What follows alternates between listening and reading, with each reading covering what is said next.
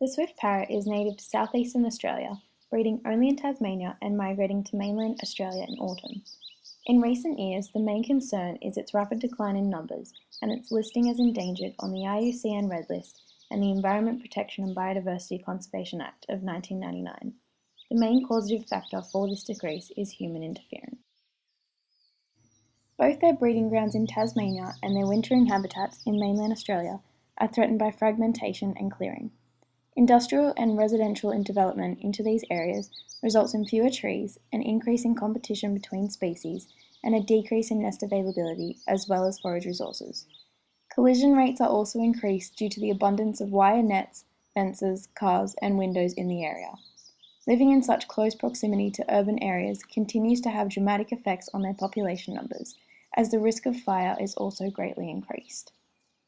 In Tasmania, approximately 97% of shrubby swamp gum has been cleared, one of the preferred tree sites used in the breeding season. In Victoria, 83% of their habitat has been cleared, and in New South Wales, over 70% has been lost. This dramatic decrease in forage resources, especially their preferred blue gum, has led to less than 1,000 breeding pairs left in the wild. With increased competition from introduced species such as the European starling and European honeybee for nesting sites, and with the large earth bumblebee for foraging resources, the space left for habitation is at a minimum. Psittacine beacon feather disease, a disease caused by a zircovirus, can have extremely devastating impacts on a population depending on the environmental conditions. As developments continue to enter the swift parrot's habitat, stress levels are enhanced as competition increases, mainly from much more aggressive species.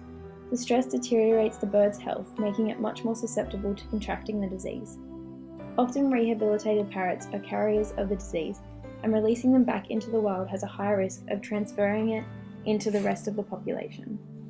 Illegal capture and trade of this species further impacts the risk of the disease spreading to other areas, and the chances of wiping out a population continue to increase.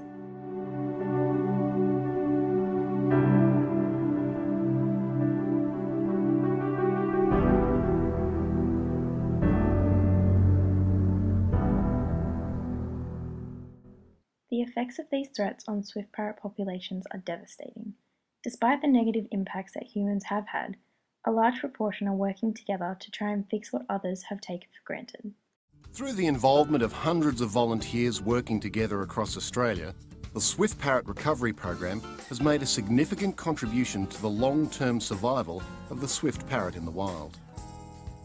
Due to the large range and variability in habitat use, there is still a long way to go to protect sufficient habitat to ensure long-term survival of this species. The continued involvement of dedicated community volunteers is invaluable.